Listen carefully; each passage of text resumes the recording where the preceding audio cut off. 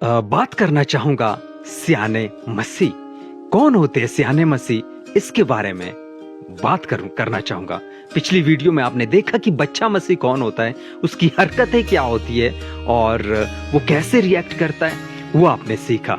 तो इस वीडियो में आप सीखोगे कि स्याना मसीह कौन होता है और जो कि आपको बनना है। देखिए यहाँ पर क्या लिखा है, इब्रानियों 5:12 में क्या लिखा है, समय के विचार से तो तुम्हें गुरु हो जाना चाहिए था। समय के हिसाब से तो तुम्हें गुरु हो जाना चाहिए था। मतलब कि जैसे जब आप मसीह में आ जाते हैं, जैसे जैसे आपका टाइम बढ़ता जाता है मसीह में, और जैसे जैसे आप बढ़ते जाते हो मसीह में, वैसे वैसे आपकी जो शिक्षा का स्तर है वो बढ़ते जाना चाहिए। जैसे आप हैं, अगर आप वैसे के वैसे रहोगे तो फिर आप बच्चे मसीह कहलाओगे।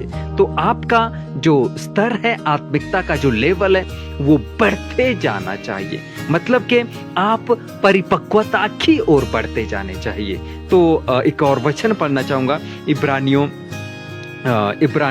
5:14 में क्या लिखा है, पर अनस्यानों के लिए जिनकी ज्ञानेंद्रियां अभ्यास करते करते भले बुरे में भेद करने में निपुण हो गई हो। तो यहाँ पर जो मैं आपको बताना चाहता हूँ कि जिनकी ज्ञानेंद्रियां अभ्यास करते करते, मतलब कि प्रैक्टिस, हर दिन आपको प्रैक्टिस करना है वचन का। और स्याना मसीह इन सब चीजों को करता है। वो वचन को पढ़ता है, खुद प्रार्थना करता है, खुद वचन को पढ़ता है। जो भी दिक्कत होती है, जो भी समस्या होती है, वो खुद वचन को पढ़ता है, खुद प्रार्थना करता है, किसी दूसरे के ऊपर डिपेंड नहीं रहता है। तो यहाँ पर लिखा, अभ्यास करते करते भले बुरे में भेद करने में निपुण हो गई है।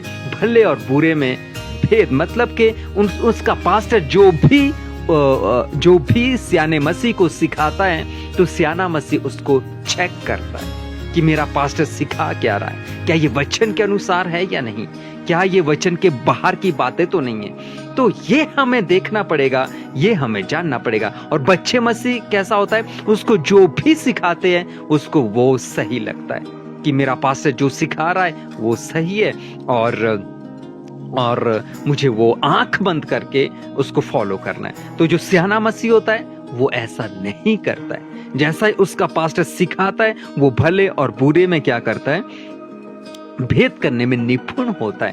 और ऐसे आपको निपुण होना है। भले और बुरे के ज्ञान का आपको पता होना चाहिए, और ये तभी पता चलेगा जब आपकी प्रैक्टिस होगी। यहां पर लिखा है, जिनकी ज्ञानेंद्रियां अभ्यास करते करते भले और बुरे में भेद करने में निपुण हो गई है। तो जो स्याना मसीह होता है, ये पास्टर के ऊपर डिपेंड नहीं रहता कि मेरा पास्टर आएगा तब मैं प्रार्थना करूंगा। और स्याना मसीह को ये पता होता है कि जो सृष्टिकर्ता परमेश्वर है वो मेरे अंदर है। सृष्टिकर्ता परमेश्वर मेरे अंदर वास करता है। तो मैं क्यों किसी पास्टर का वेट करूं, मैं तो खुद प्रार्थना करूंगा और खुद वचन की प्रैक्टिस करूंगा। देखिए, जब ये सब चीजें आप खुद करना शुरू कर दोगे, तभी आप ये सब चीजें कर पाओगे। भले और बुरे का आप तभी पता लगा पाओगे जब वचन का प्रैक्टिस करोगे, वचन से जब आप सीखोगे। और जो स्याना मसीह होता है, वो क्या करता है, वो पास्टर के पास जाएगा। वो तो पास्टर को ये कहेगा कि पास्टर जी, आपकी क्या दिक्कत है, आपकी क्या समस्या है, मैं आपके लिए प्रार्थना करना चाहूंगा। ऐसा एटीट्यूड होना चाहिए एक मसीह का। ऐसा एटीट्यूड होता है एक स्याने मसीह का। और उसका पास्टर, बहुत सारे पास्टर क्या है, और उसका पास्टर, बहुत सारे पास्टर ये भी कह सकते कि तू कौन होता है मुझे सिखाने वाला।